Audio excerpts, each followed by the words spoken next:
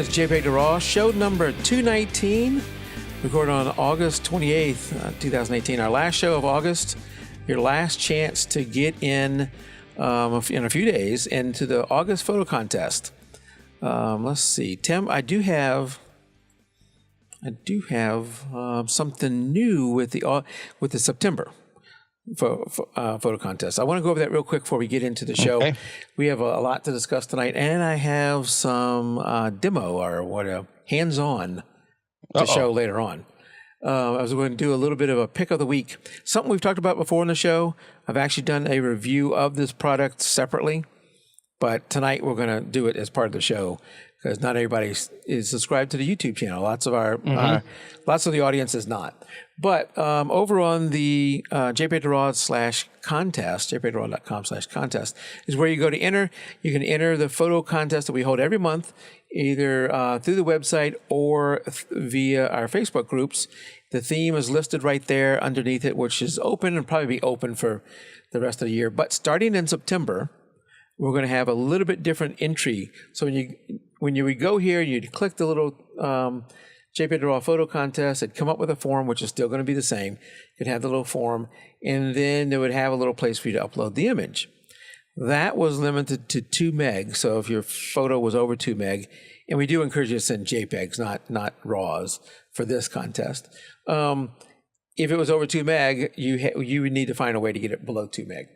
But now JPEG to RAW we have our own cloud, Tim. Oh boy! And this isn't cloud in the cloud. This is I run the cloud myself.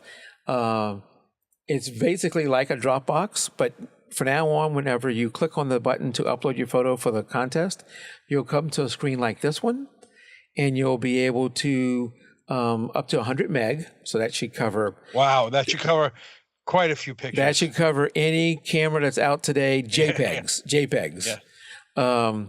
That's what we want you to send us. You don't really need to send us your full-size JPEG unless that's what you want to do. But you'll be able to just drag and drop it right here. It'll upload it, and I'll have it right away.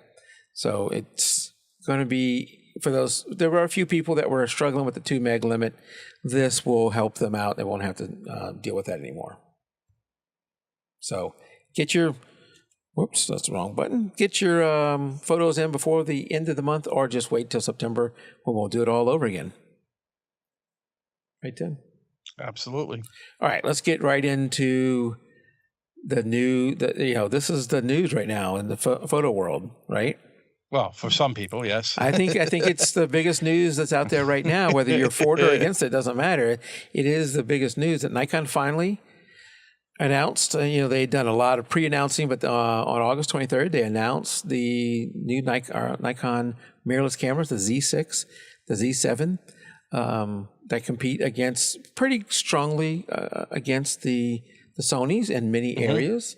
Looks like they tried to match them as much as they could, right? I think that's a fair statement. Yeah, if we look over here at the general specs, let's see if I can get this to pull up without it. The Z7, which is both of these are full frame. The Z7, which is the bigger brother, 25 megapixels. 493 autofocus points, which really just covers the whole screen. 9 frames a second, weather sealed, and all that good stuff. That doesn't have this listed here, but 4K 30 frames a second video. For both of these.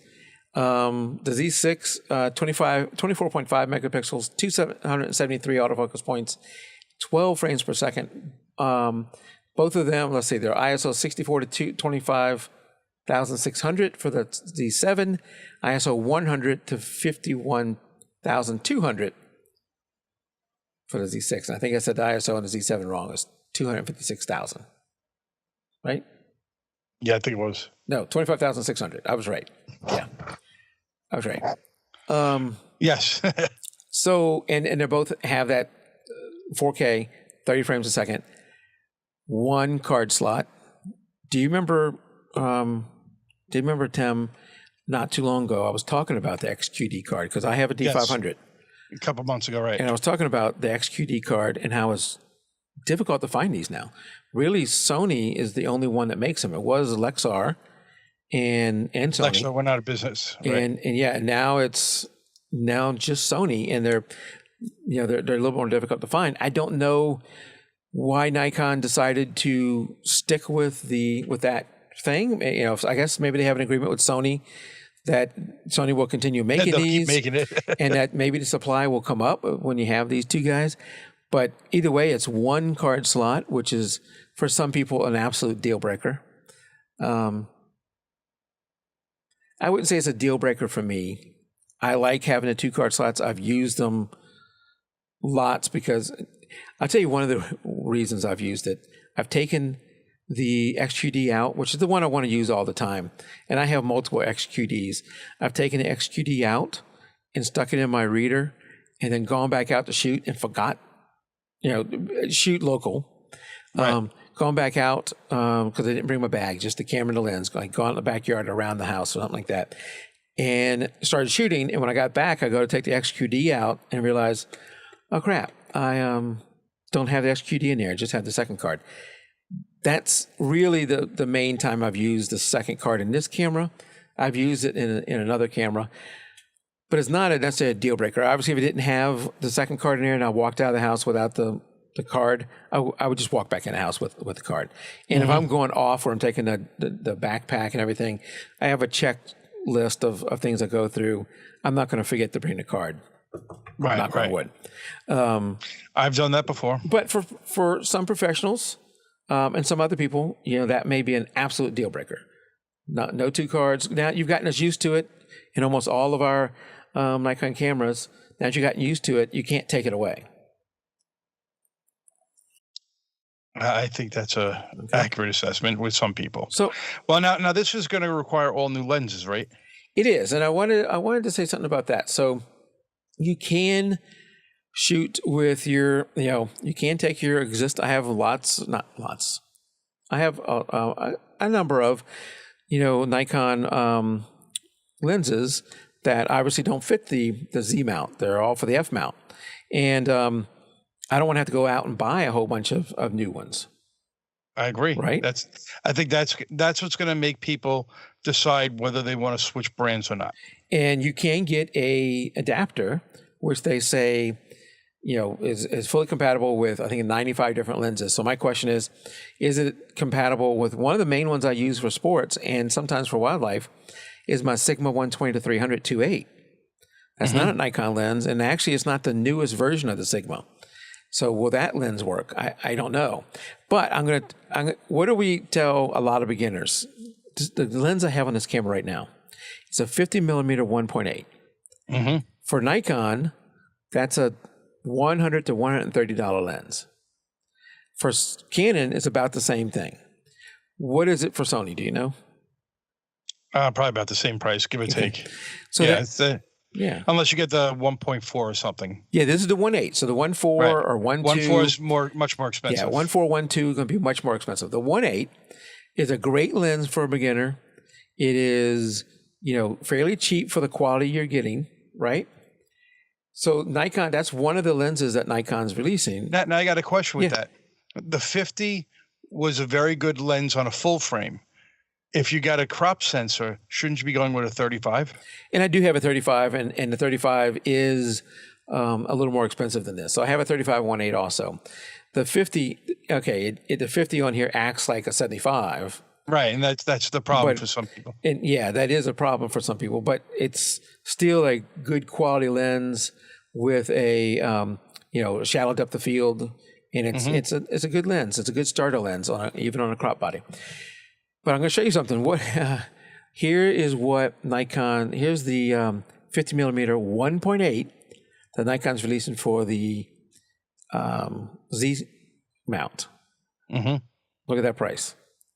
$600. Yeah, that's insane. Yeah, you're not going to get somebody that's beginning to take pictures to buy this camera with that price. Yeah, I would expect my 50-1.8 to be one of the cheaper lenses I could buy for my camera. It's one of those things I've always been on account on that. A 50-1.8 is, what they call it, the Nifty 50. Nifty 50. There's all kind of other phrases for it. It is a lens that is a beginner can get for a little bit amount of money. It's going to be better at depth of field, at least, and getting that shallow depth of field for portraits and that kind of stuff than your kit lens that you're going to get with if you're buying a new camera. I tell a lot of people to go get it. If you're going to go get the mirrorless one, and now the 51.8 is $600, or you say, well, you don't have to buy this, Mike. You can get the adapter and the old 51.8. Well, you have to then buy the adapter, which is I don't have that probably 150, yeah, or more, yeah. So that's a little upsetting. I don't know why that's so expensive. Maybe there'll be some reviews on it. They put an S on the end of it. What does S mean? I don't know. 51.8 S. But let me ask you a question, Tim. For me, as a lot of stuff I do some landscapes, which I'm thinking about the D850, but I do sports and wildlife. Mm-hmm. And my D500 for sports and wildlife is fantastic. I love it. Why would I go mirrorless? And the problem is, and it's not going to be you. I think that's going to be the question. I like my mirrorless. I went mirrorless probably about 7 years ago with the Sony when they had it. It was an SLR body. They called it the SLT, single lens translucent. No longer had a mirror on there. What I did like about it, and people complained initially, was when I looked through the viewfinder, it was actually looking at a little video screen. So I like the ability to see what I was going to shoot. It had all the information that you would have had on the back of the camera would show in the viewfinder. Since the camera had video recording capabilities as well, it would. Before that, when you had a SLR with video, it would not autofocus because the lens was up, it couldn't focus. With this one, since some of the light was coming through the translucent, it was allowing it to autofocus even while you were recording. Yeah. So there were some things to me that I liked about it. Granted, mine's I think it's 7 years old already, and I own a couple bodies. But you look at the price of this. The Z6 is $2,000 for the body only. That's crazy. I think price wise they came really close to matching the Sony. So here's the Z7 versus the A7R3, and we'll scroll down to the bottom on the price and. A little bit more for the Nikon 3397 versus 3198 for the Sony. They have, this is photographylife.com. They have the settings side by side. But, okay, so yeah, obviously I'm not everybody, and I may be out there by myself. I don't feel my D500 for sports and wildlife is holding me back. If whatever's holding me back is me. So I don't need to run out and get the latest mirrorless. But and maybe neither one of these is supposed to be a competitor to the. I thought I had. Yeah, here we go. Here's the other one, the Z6. Yeah, a competitor to the D500. I don't know if they're either one of them supposed to be competitive to D500. This one, the Nikon Z6 is about the same megapixels as a D500. It is full frame. It does shoot 12 frames a second, but let's talk about the 12 frames a second. Because mine here will shoot, is it 9 or 10 frames a second for 200 frames. And I'm not going to do that. That's almost like video. 200 frames, and then really. And then if I let off the shutter for even a split second, it'll go another 200 frames until I have worn the battery or the card out. Filled it up. The buffer, I think the 200 buffer is just a way to keep it from like overheating maybe, or to calm things down. And that is in RAW. That is an uncompressed RAW, 14-bit. Mm-hmm. And it is autofocusing. It is auto exposure if you have that turned on. It is you're getting very little blackout as you're doing it. It is able to do that. And now you say, well, Mike, why don't you shoot video if you go on 200 frames like that? I'm not generally doing it. What I'm doing is more burst, 4 or 5, 6 burst, pause, and then the action may be immediate again, and you're doing like that as you go around. So here's the thing with the Nikon one. Not so much with the Sony, but with the Nikon one. auto exposure and autofocus, I believe it's autofocus, maybe it's just auto exposure, is only up to 5.5 frames a second. Ooh. After that, the exposure is locked. So if you're shooting at 12 frames a second, the exposure is locked. I wonder why. Maybe they just can't handle that process. I don't know. On top of that, if you want 20 frames per second, so 12 frames a second, you're not getting auto exposure. You also can only shoot at 12-bit RAW. You can't shoot at 14-bit RAW. And I believe you're getting a lot more blackout where you can't see the scene progressing. And you got to be able to see the scene progressing. That's how I know when to stop the burst. If you're shooting soccer, you're shooting through the action. Absolutely, because you want to miss it. Shooting basketball, you're shooting through the action. And when the action's over, you stop and move to where you think the next action's going to be. If you're not able to see it, then how do you know when to stop? Except for maybe you keep your other eye open. No, and you know that you just bring up a good point about the exposure also. If I'm shooting something in soccer and I'm panning with the shot, the exposure may be changing on me from shot. It's definitely going to be changing from shot to shot, depending on what's in the background, if I'm shooting towards a goal. So I'm kind of surprised at that. So it may sound like I'm sure there's a reason, and maybe I'm don't know enough about it to speak intelligently. It may sound like I'm upset. I'm not upset. I don't. I want Nikon to do well. We need, and I'm sure when Canon comes out, they'll be a strong competitor to Sony. I want the three brands and the others too. Yeah, that's exactly. To be strong competitors. Pushes the other ones. And I'm a Nikon fan, so I want the mirrorless to succeed. I think that for at least for now, the DSLR side of Nikon will continue. We have both branches going on for a while. Somewhere down the road, it may be only mirrorless, and that's fine. I don't care. My next camera. And I don't know. It seems like Chat is really into Sony out there, though. Yeah, that's fine. We might convert you yet. You won't. I do hope that. I do hope that this does stop some of the bleeding for Nikon from people leaving to go to Sony purely because Sony had mirrorless. That's what. Some people may want mirrorless. So I'm going to give you an example. You gave some good reasons on why people want mirrorless. Theoretically, there's a lot of good things for it. I wish Nikon would have come out with 4K 60 frames a second, or even better. That seems kind of weak. I think my drone does better than that. Anyway, the lightweight. A lot of people say lightweight. And when I was traveling in Alaska in July, I thought the same thing. Man, I would love something lighter.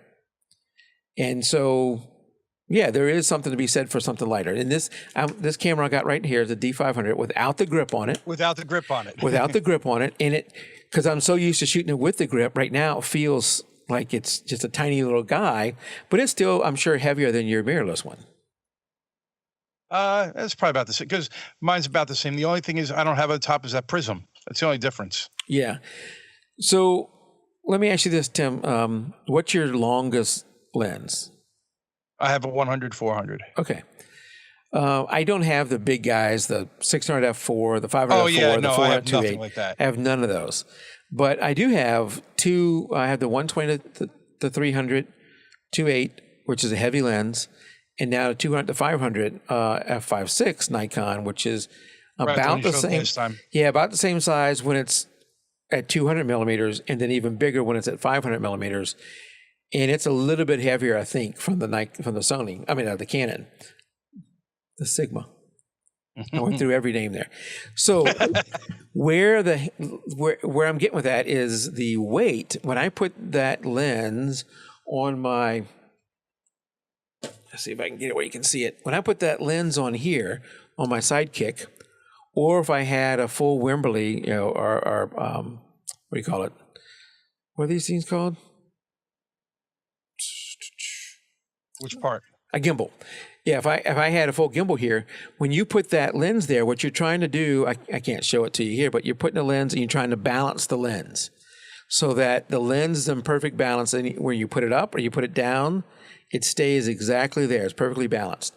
When I put that lens on this D500 without the grip, okay, Tim? Yeah, I'm sorry. I was just responding in chat. When I put that long lens, either one of those, on this without the grip, I've got to slide that lens way back on its foot to where there is maybe a third of the foot still attached, and it's a little scary.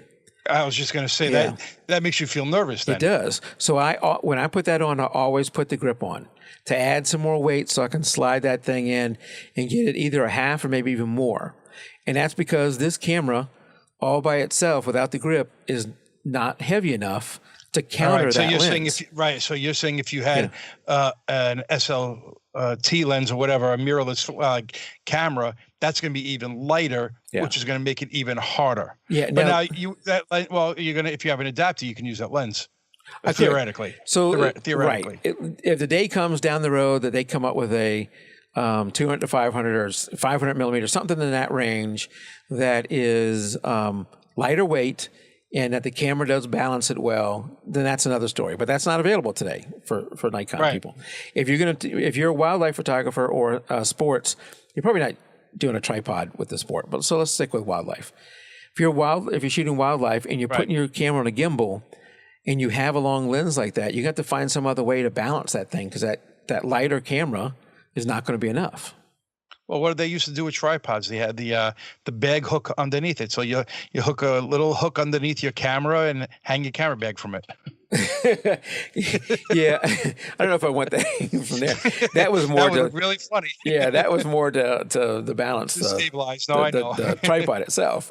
All right, I'm going to give you another one. So for me, that's a good one. I agree with you on that. And obviously, I know Jordan and Gary and Jan are out there, and I know and Christina's out on Facebook.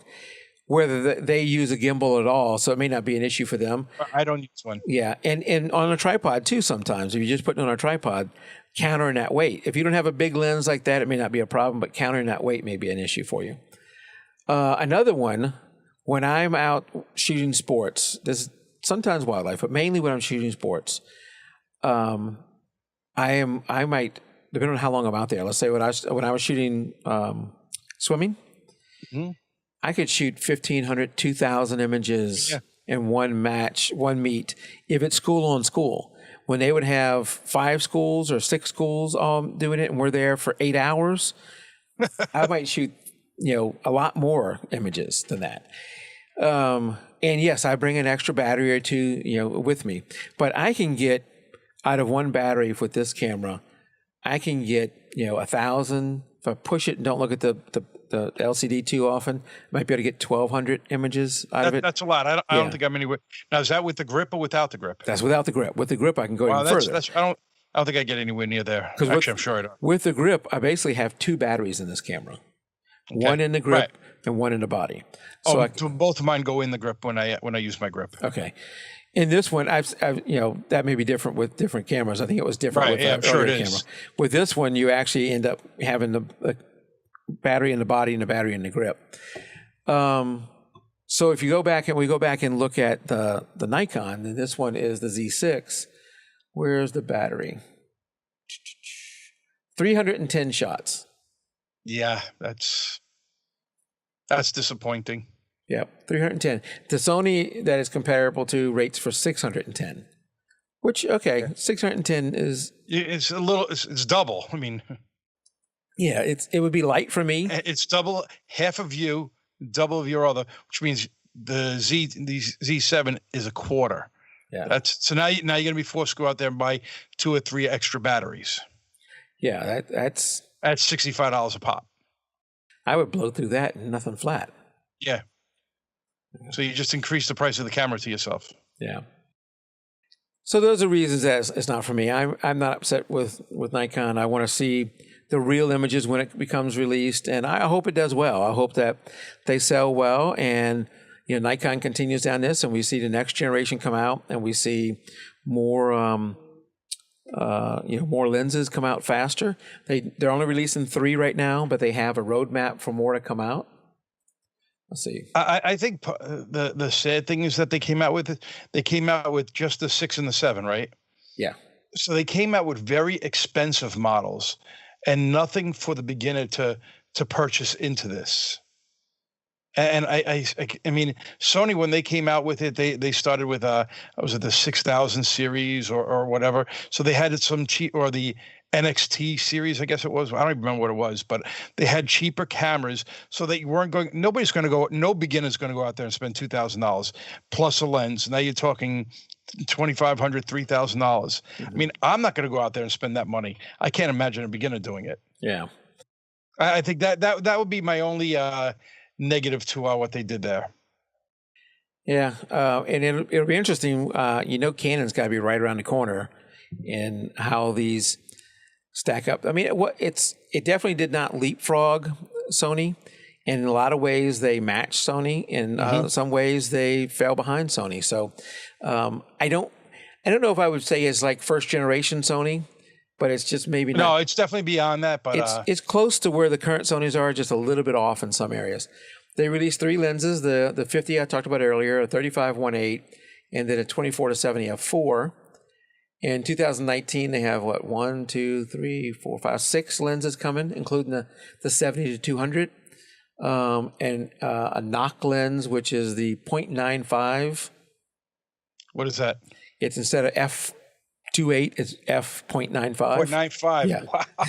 I think that's going to be manual focus. But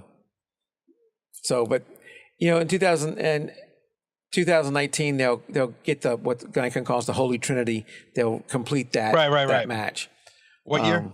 2019. So next year. Oh, next year. That's not so far off. Yeah. So there will be more lenses. We'll see what those prices are, because that 50-1.8 is outrageous on price. No, I was just looking it up at B&H. I'm like, yeah, all 3 lenses they have out there are like in that $600 to $700 range. I'm like, so now you're spending. All right, granted, you're probably going to buy the camera with a lens. I think most people would probably do that. So you're talking $2,500 right up front. Yeah. And then if you need another, and you're not going to want just a 50. Yeah. I have been thinking for a while with my landscape photography of getting a D850, Nikon D850, and it is still hard to find. It goes out of stock all the time.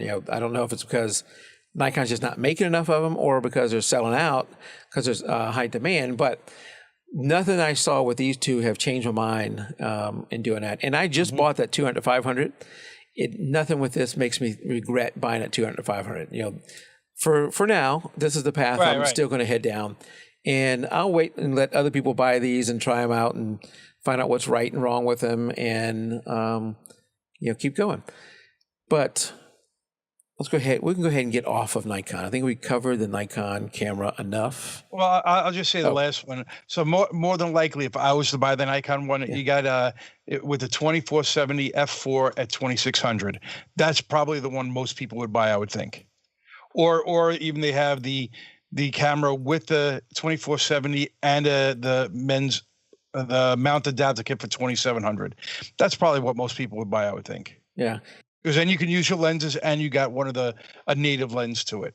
I don't think most people would buy that 50. I'd be surprised, at least.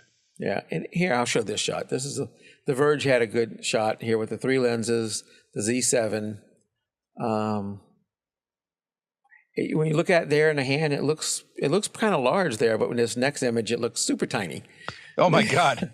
Now is that a guy's hand versus a girl's hand between the two? It does look like a guy's hand. There it looks tiny. And that one has the adapter on it.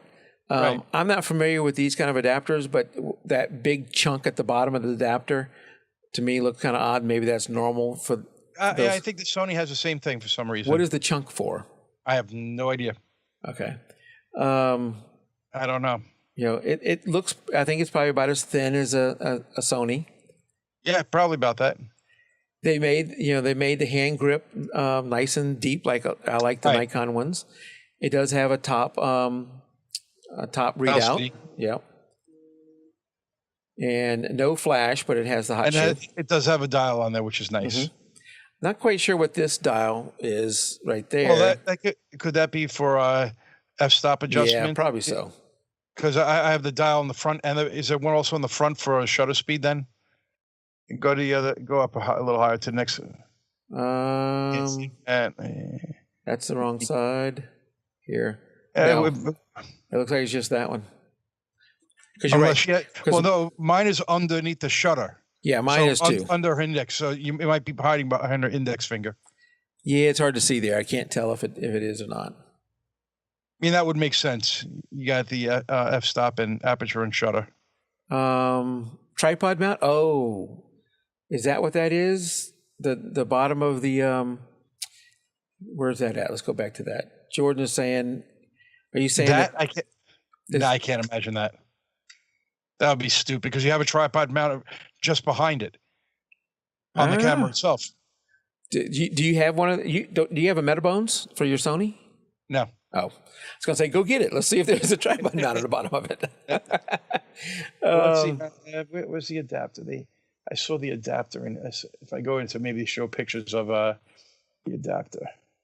I don't think it looks bad. I think it looks fine. Yeah, I don't see a problem with it. Yeah. All right. And Jordan says that's what's on his is a tripod mount. So that would be, I guess, why they would have that little block at the bottom. That looks so weird then. Yeah. All right, Tim, you thought those... Well, I guess in a way it makes sense. You know what? It actually makes sense because the frame may not be able to support the lens on the body on a tripod. The weight shift between the two. Oh. So you're shifting the weight from the camera body from the attachment to that part. But because the camera's light. With bigger lenses, they're going to have a foot, and the foot's what you're going to put on the tripod. Yeah, but how many of those? Only one. My 7200 is the only one that has a foot on it. So you're saying like if I put an 85 on there, right? It might put too much stress on the camera body. All right. That's my guess. If that's what they have it for. Oh, yeah, I guess they've tested it and they know what to do. Yeah. Yep. All right. So let's go to something a little less expensive, Tim. Okay. That is the $1 billion telescope that's going to take photos. That's going to take photos 10 times sharper than Hubble. Now, I don't know when did Hubble launch? That seems like it was a long time ago. You know what? I was just down at the Kennedy Space Center. You'd think I would remember because I read it, and it's got to be 20 years ago. And the Hubble was incredible. I remember when they were launching that, and it's like, that is so awesome that they're putting this thing out there.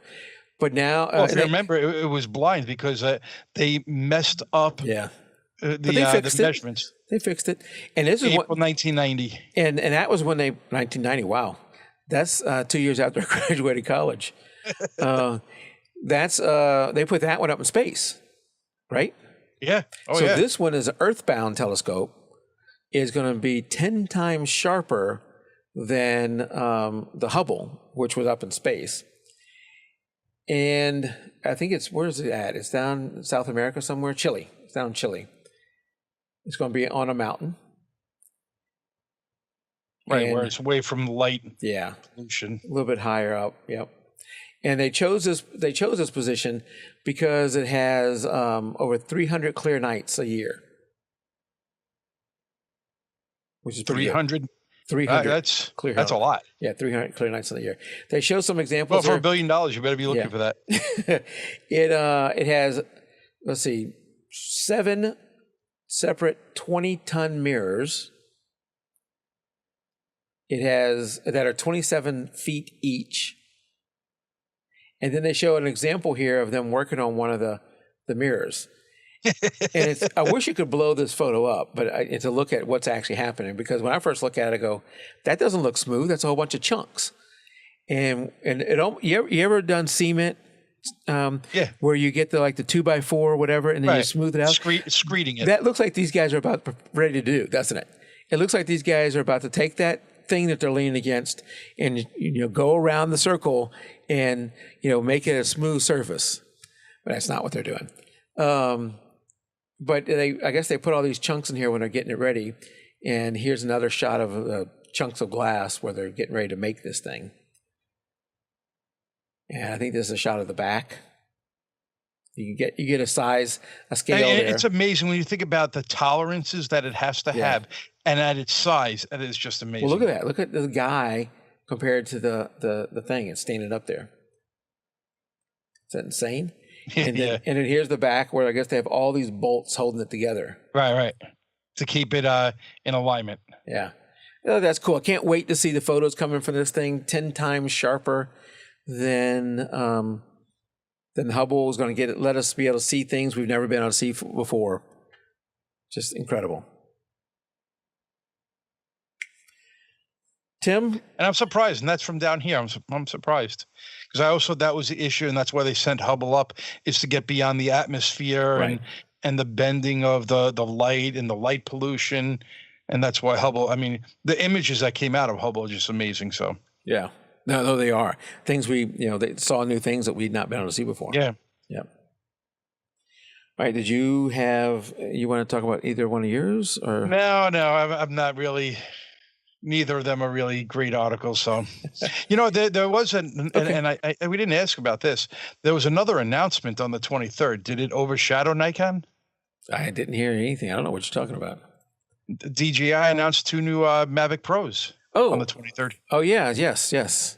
So that didn't overshadow, at least not in your eyes, I guess. No, it didn't overshadow, but the new Mavic was announced. You know what I didn't know? I knew it had the Hasselblad lenses, but what I didn't know was several years ago, they bought a 30% stake in it.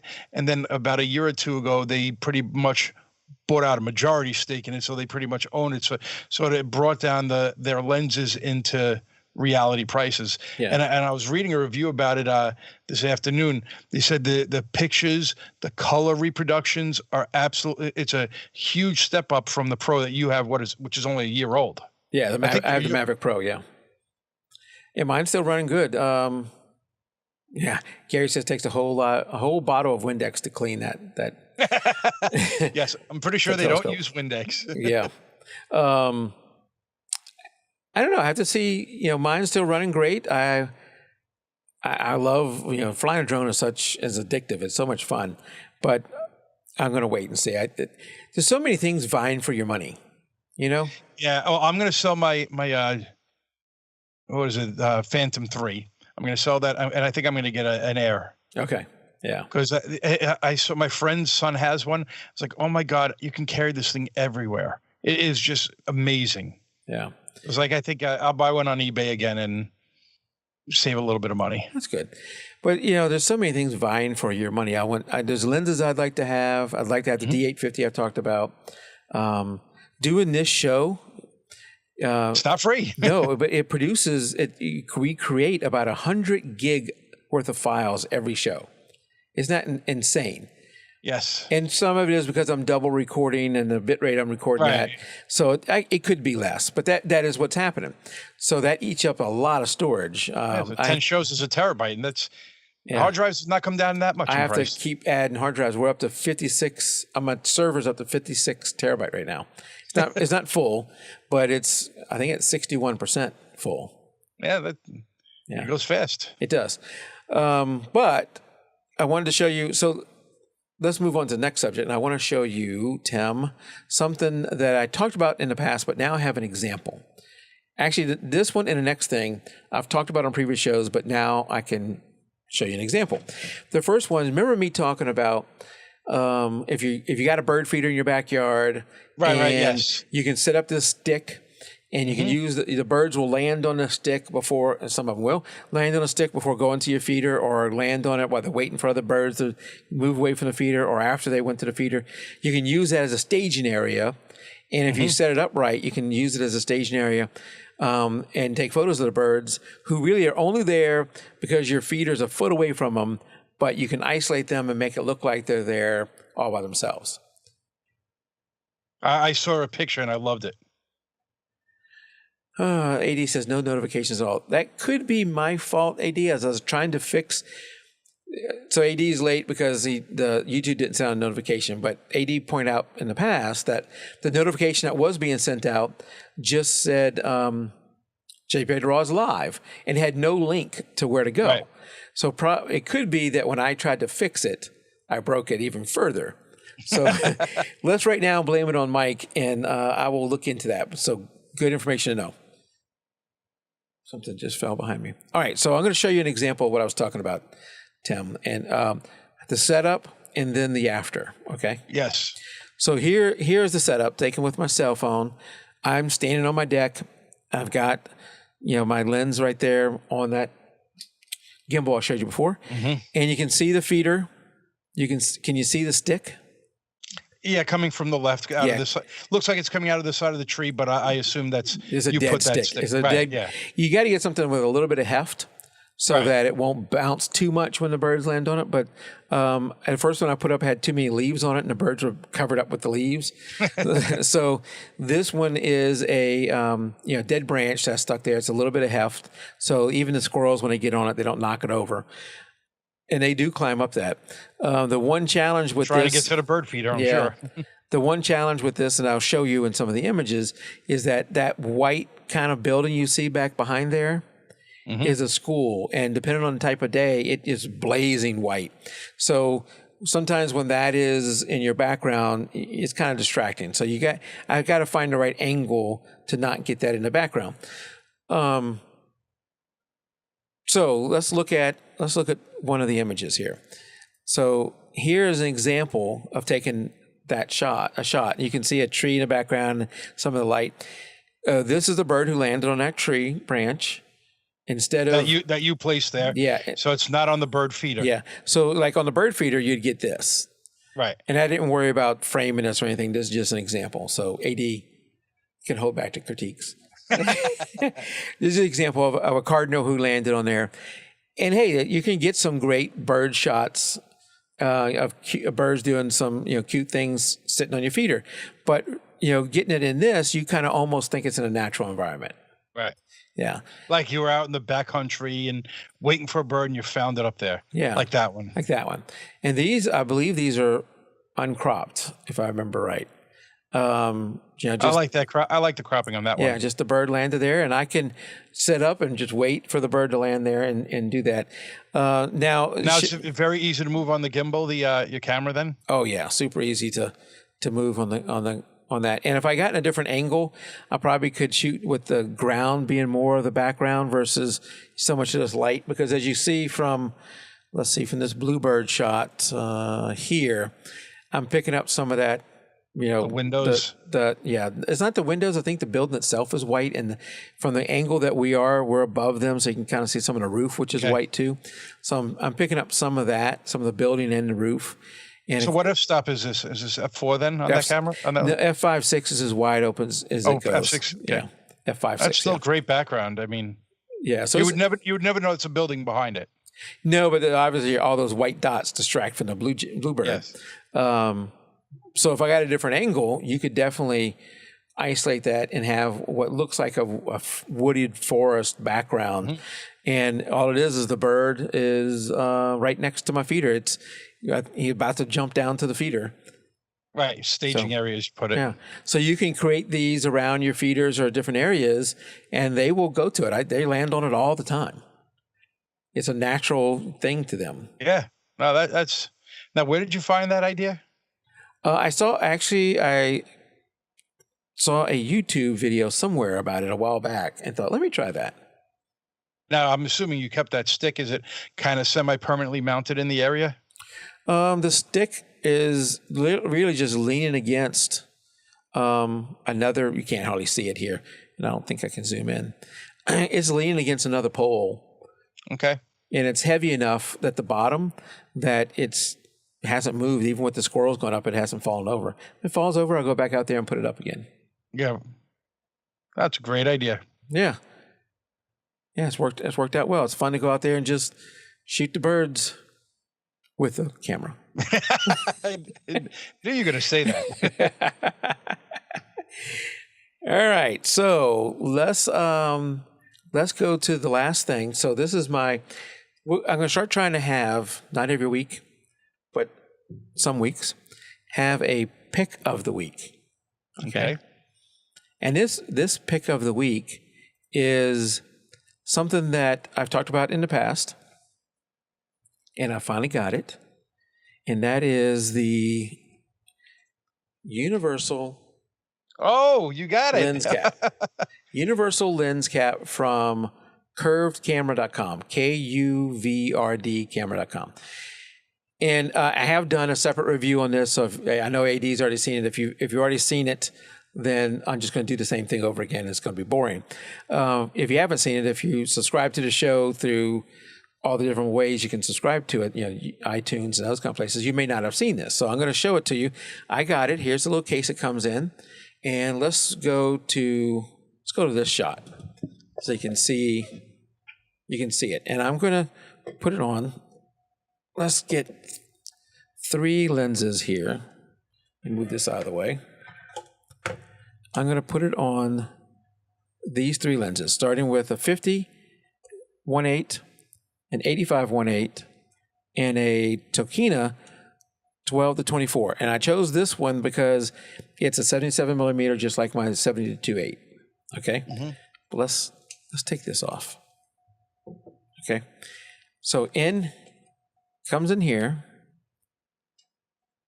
and it has, let's see, there you go.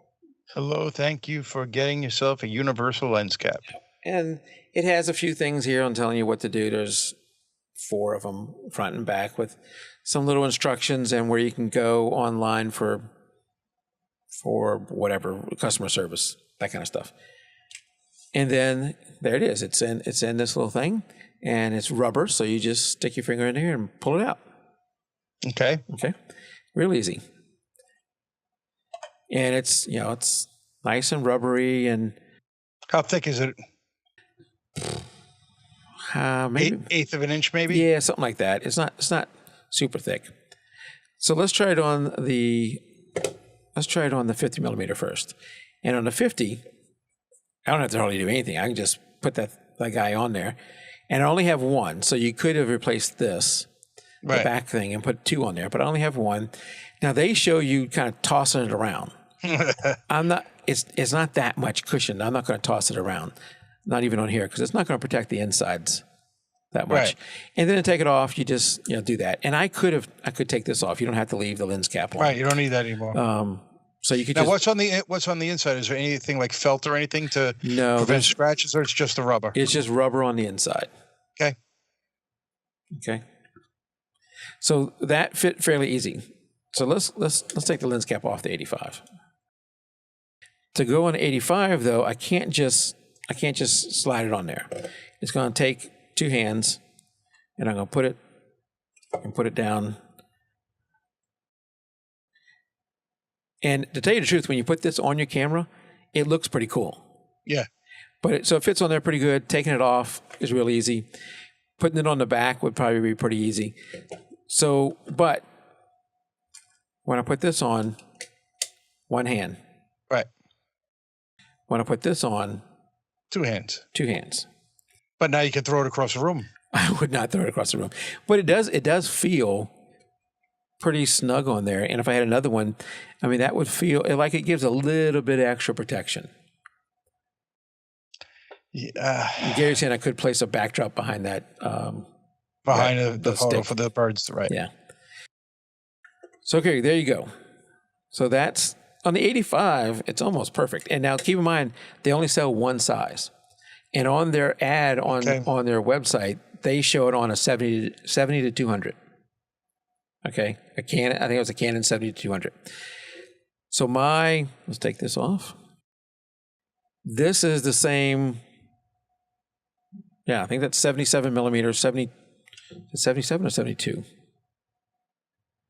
I should have brought I think it's 72 millimeters. 77 millimeters. Okay. You ready, Tim? Yep. So for this one, you're struggling. It is a little more of a stretch. It does seem a little bit easier than the first time I did it, but it's a little bit more of a stretch. It definitely takes 2 hands, and it does look, pretty cool on there. And of course, taking it off is 1 hand. But you can see the front of it. It doesn't match up with the size of it when it's on there. It shows the front of it is definitely being stretched out. Yeah, I mean, it's not a perfect fit on there, but it does quite good. But what I would say here is, especially with my 7200, I always have the lens hood on that thing. Mm-hmm. And when I've got it in the camera bag and I'm traveling with it, I have it in the storage mode like this, right? So that means that I'm not going to walk around like they showed that guy on they showed on their ad without the lens hood. I may have it in storage mode. With the lens hood, you're not getting that on there. Yeah, so now let's try it with the lens hood on, which is how I would store this. Because if I don't, because you're not going to have it separate, right? Yeah, I'm not going to have this separate. It. Or I guess maybe I can put it like that. I don't know. No, I couldn't even get mine on that way because I have my foot on it. Yeah, that's true. For this lens, I probably could get away with it that way. For my 70-200, I couldn't. So now, hold on. So I got it on there, but it's not very good. Yeah, that looks useless. Yeah. That looks like it's going to come flying off at some point. I tell you, it is. It looks pretty tight on there. Once it's on there, it is really good on there. But with a lens that has a lens hood, like this one or my 70-200, I just can't see using it. So for me, because it is so easy just to put that on with one hand. To me, it looks like a solution looking for a problem that wasn't there. Yeah. So while this is my pick of the week, it is not a pick of the week that I'm saying I'm going to be buying it. Maybe for some people, when this 80, I put it on my camera. Here, let's do it. I'm going to put it on the camera. I think it looks kind of cool. In case these guys ever watch this and think I'm not giving it justice, we'll do. Take off the lens cap, though. Well, but once I put it on, you can't see the lens cap. I mean, that looks pretty awesome. See, I think where that it's good is if you have it on, let's say your black rapid strap, and you're carrying it on the side of you, and it hits something, that's going to give it some cushion. It might give it some protection. That's where I think it's good. So what you're saying is I shouldn't toss this down the stairs right now. No, because your camera's still exposed. Oh, you got to get one of those for the camera. So if I had one of these for the cameras, I can just toss it down the stairs. You can do it yours. Yeah.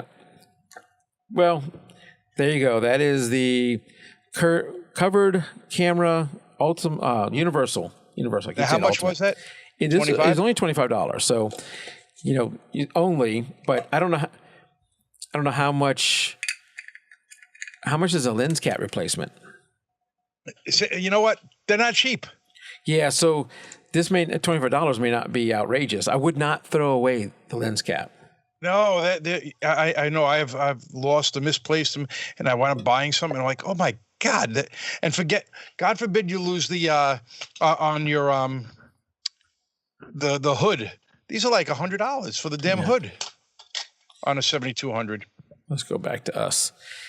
Yeah, so if you do get this guy, don't throw away your lens caps. You may need them later.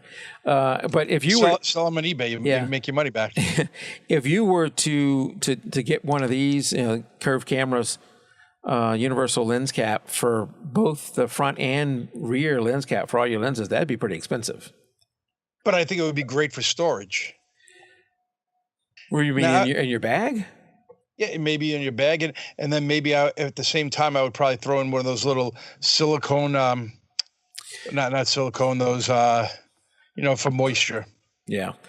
Well, to try and give it the benefit of the doubt, I will say that my camera bags are usually pretty.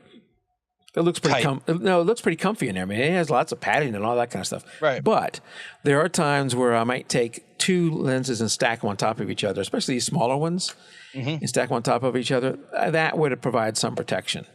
Right. But I've done that a bunch, and I've not damaged any yet. So because you keep your lens caps on. I do keep my lens caps on. Yeah. There are people. I was talking to Don Kamarachka the other day. He doesn't keep either the front or the back on at all. Really? Yeah. Oh my God. I cannot imagine storing my lens without the rear one on, especially. Yeah. I could see keeping the front one off maybe here or there, but the back one, I take a lens off and immediately it goes right on there as the lens is going on the camera. Yeah, me too. I guess I almost feel like once I take that lens off the camera, that there's a clock ticking. How fast? Yes. How fast can I get either the body cap back on or a lens on, and then the cap back on the lens? The other lens, absolutely. Tick, tick, I think tick, the same way. Hurry up! Like something's going to have, the sun's rays are going to melt it. And then here's Don, who's just leaving his, no caps anywhere. Yeah, no, not me. Well, that was my pick of the week. I have another one next time we have a show. I'll talk about for next time that I do like. So this one, I don't hate this thing. It's just for $25. I'm not going to use it. All right, let's put it this way. How many lenses do you own? Let's see. 1, 2, 3, 4, 12. 12 lenses times 2 is 24. Yeah. Times 25. Yeah, that's a lot of money. A lot of money. But the 70-200, which is 77 millimeters, you saw how horrible that thing fit on here. Yeah, and then with the lens cap, with the lens hood, even worse. I have 2 lenses that are bigger than that. Yeah. Oh, forget about it. What do you have, an 82 millimeter? No, one of them is, I think, a 105. What? Wow. Yeah. No, it's not designed for that. And I did read somewhere that they may be coming out with some more sizes, so maybe that will help those. But for me, it's the problem of, here you go, one hand. It's so easy. Versus 2. Right, and this spring loaded now, so it really goes on easy. Look at that! I still have a filter on this one.